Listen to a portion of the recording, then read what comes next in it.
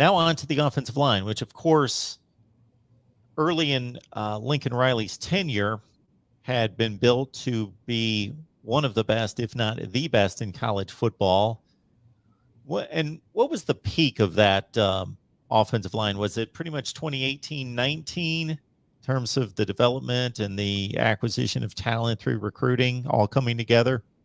Yeah, I think so. I think so, Mark. I mean, when you look at Kyler Murray's year, I think that probably was the best offensive line that Oklahoma has had. And through I mean, not to necessarily discredit kind of the years before, but when you look at, I think probably 2017, 2018, 2019, I think it incrementally improved and got better. So that 2018, 2019, both of those years were probably probably the best. I mean, those are years that Oklahoma averaged over 200 yards per game on the ground. Some years, and I don't have the stat in front of me. I'd have to go look it up. Sometimes they even approached the 225, 250 range. And so, I mean, it was I think part of it has to do with a little bit of the different style of play that Oklahoma employed. When Jalen Hurts here, they ran the ball a little bit more QB run than they had under Baker and under Kyler. But yeah, and I think you've just progressively, Mark, over the last couple of years, not seen the same productivity inside that offensive line unit. So for me, this is the biggest. I think this is the biggest position group, um, just in terms of performance throughout the season for Oklahoma. If Oklahoma can get back to some semblance of that, to your point, those 2017, 2018, 2019 offensive line production, I think this has the opportunity to be certainly a double digit win team, and certainly a team that is very capable of winning a Big 12 championship and possibly making it back to the playoffs. Now, if this offensive line isn't much improved over last year, then you can see some scenarios where this could be potentially a 3 or 4 loss team.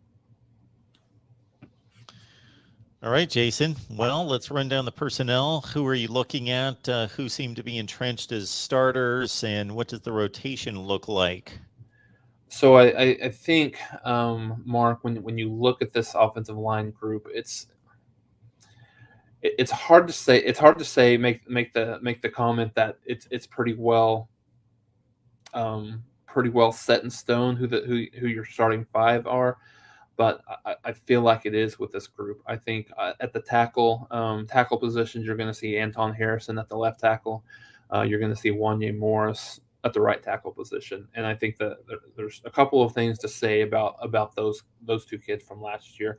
So Anton Harrison has all the talent in the world. I think what we saw from this, and Gabe Eichert was the one that continually commented about this kind of week in and week out, really about Harrison. He has all the talent in the world, but doesn't always play hard, is a little bit lazy, doesn't have that fire.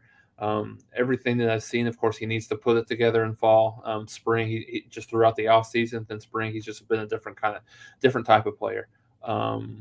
Playing hard has very much been rejuvenated by kind of the coaching changes. Even though his immediate coach, hasn't changed a little bit more. Kind of knowing that there's a lot more accountability really for him just from the head man than there has been in the past. And so I think you've seen a different guy. So it will be exciting to see if he's able to kind of take that forward into the fall. And then Wanye Morris, I think he had a lot of expectations coming in last year, Mark, from Tennessee, the 5-star. I think a lot of people just thought they could plug and play, and then he would be the next, really good left tackle, kind of in the mold of a Trent Williams, in the mold of an Orlando Brown type of guy, and he just really wasn't. Came in, had some injuries, wasn't really in the best shape that he needed to be in. Wasn't as productive as probably he needed to be. Certainly last year, again, very much in the same mold, same conversation. in terms of Anton Harrison. He's in much better shape. Just looking at some pictures of him now versus where he was at this point last year. Night and day. I think just in the shape that he looks to be in, his body looks in much better position. So I think those are probably, those are entrenched as your two tackles. I think a guy to keep in the back of your mind is Savion Byrd. He'll be a redshirt freshman this year. Bill talked a lot about him last year, just in terms of a guy that was really strong, one of the strongest kids on the team. If you remember, he was a kid that was really down to SMU in Oklahoma from a recruitment perspective, and Oklahoma got not necessarily a steal, but Oklahoma was able to flip him, fairly late in that cycle a year ago. So, looking for good things out of him. Heard some just phenomenal things out of the spring, and then that's continued through the summer. One of the things about Biedenbow, Mark, is he does like to mix and match some of his players a little bit. So wouldn't be surprised to see them throw him in at guard a little bit, and then obviously tackle. So he's a guy. I don't know that necessarily he'll be a starter. Could certainly work his way to that point, depending on how he performs in fall camp. But is certainly a guy that has the ability to play a lot on this offensive line. Then when you kind of move into the guard position, I think at right guard, Chris Murray is a guy that, there was a little bit of a discussion whether or not he would come back. The UCLA transfer, he will be back for Oklahoma this year, and a guy that's pretty dependable at that right guard. He's got a little bit smaller arms than you would like from a guard's perspective, being able, in terms of his reach, but plays hard, really strong. He's a guy that what you're going to get out of him. So I don't really see any, and honestly at the guard position doesn't have a ton of competition, from my mind for that spot. So, and then the other left guard the left guard position. I like McCade Matower, the transfer from Cal, 3-year starter at Cal, came in here. Oklahoma went through spring ball. I think he's a guy that will get that starting nod. Another kid that's in the conversation is Bray Walker. Talked about him quite a bit. He came in as a 5-star in the state of Oklahoma, a guy that a lot of people thought would do a lot of good things. Would be more of an impact player. He hit the portal this year and then came back. So, I don't know. I don't know if he didn't get the offers that he liked. I don't know if it was a situation where some of these other schools just had lack of tape on him, didn't really, know what they would get out of him just because of the lack of playing time that he's had thus far.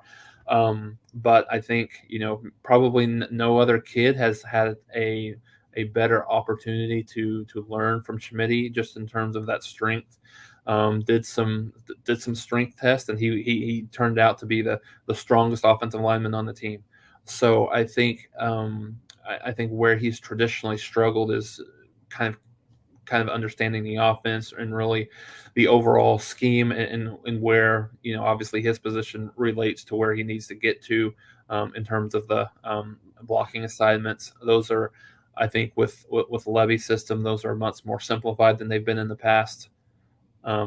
So from a positive perspective, but on the negative side, Oklahoma's going to go so fast that he's got to be in incredible shape. Obviously, all these guys are, but I think specifically a guy like him, who's probably the biggest one.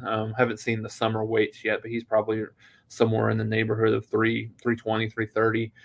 So has to be in really good shape to be able to do that. And then lastly, at the center position, I think this is probably, Mark, for me, the only spot where you could potentially see a couple of guys be the starter.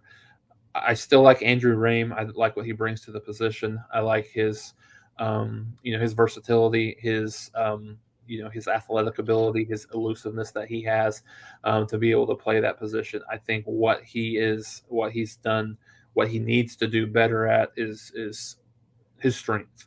His strength at the point of attack. He got time really just in terms of just across the board. He would have his good moments and bad moments, but there would be some moments where he would get pushed around a little bit. So, frankly, it was a little disappointing. And I know you can't help injuries. He was banged up a little bit through the spring, so didn't really get the time that he probably needed there. So, really huge for him to have a big summer. And then I think that the other guy that played quite a bit last year, split time at the center position with Robert Conjal. He's a transfer from Arizona. Has been here. I think he's very consistent in terms of what he'll give you. You know what you're going to get out of him. Plays hard, really strong kid, but doesn't have quite the same movement. Doesn't have quite the same athletic ability that Andrew Rain has. So if you see Conjal, I mean, he'll play just from a rotational perspective, certainly. But if you see the bulk of the snaps go to Conjal, I think it's where you see that Rame hasn't taken that next step, just from a strength perspective and just being what he needs to be. And this is what I'll say. I talked about the importance of the offensive line overall, but I do think that Oklahoma has a with Jerry Schmidt coming back in the fold for Oklahoma from a strength and conditioning. I think this group is the group that gets impacted in a positive way more than any other group on this team, offensively or defensively. So it'll be interesting to see how they come together and play. They were much improved in the spring over what they were even last year at this time. So it'll be, again, as I mentioned, I think it's the key component to this football team overall, particularly specifically on the offensive side of the ball, but overall as well. With the Cal and TCU additions that you mentioned, according to Phil Steele, Oklahoma has 125 career starts coming back on the offensive line. It seems a little high, but anyway. Well, I think the one thing that you have to consider when you look at McCade Mattower, I think he brings that wealth of experience that kind of, I think, that plays into that role of the starting experience. Because I mean, to your point, probably not the same in terms of experience on this, existing teams from last year. But then when you bring in a 3-year starter from Cal in that fold, I think that that helps, that experience factor. And the one guy that I haven't really talked about a little bit was Marcus Hicks, very highly recruited kid on the defensive side of the ball, has moved over to the offensive side. Was a guy that was just kind of learning the position last year. Now he's had a full year at that tackle position, just to see where he lands. I think from some of the things that I've heard is his dad would not have allowed him to move from defense to offense for any other offensive lineman, for any other offensive line in the coach, except for the one that Oklahoma has right here. So I think there's a lot of trust in him getting to where he needs to be. So I think it'll be very interesting to see what his progression looks like and where he falls into that too deep. Phil Steele's publication has Oklahoma listed with the best offensive line in the Big 12, number 8 in the country. Athlon's is going with Baylor, number 1 in the Big 12, and Oklahoma, number 2, is how it stacks up for those two on the offensive front. And Anton Harrison is the one player on the offensive line, at least according to Athlon, selected to the second team All Big 12, and he's the only one on the top 3 All Big 12 teams on the offensive line. So let's see. Yeah, I mean, I think that's fair, Mark. I think when you look at it, Baylor has probably the best, the best offensive line returning, and I think the proof's in the pudding, so to speak. Oklahoma's not performed as well as really they need to over the last couple of years. So I think it's critical that that they take that next step So I think a lot of things that we've heard is that there's a difference, obviously in the strength and conditioning, but I think the one thing that kind of goes a little bit understated, Mark, but the fact that what Jeff Levy brings to the position outside of being a really good play caller, having successful offenses, but he's an offensive line guy, right? I mean, he played offensive line at Oklahoma. He knows the position really, really well. So, it's like having another offensive line coach. Kind of obviously a little bit different from Riley. Riley was the more of a quarterback guru, so you think that there would be that added benefit there from the quarterback room. So Oklahoma should see that added benefit on the other side, of the ball, in terms of the offensive line. So I think those three things coupled together with Beanbo and Jerry Schmidt, and then certainly Levy having his understanding. He understands the offense at that, obviously at that level, to know where every offensive lineman needs to be going, needs to be getting to, and what they're trying to accomplish. So I think absolutely that should equate to a much better offensive line performance this year.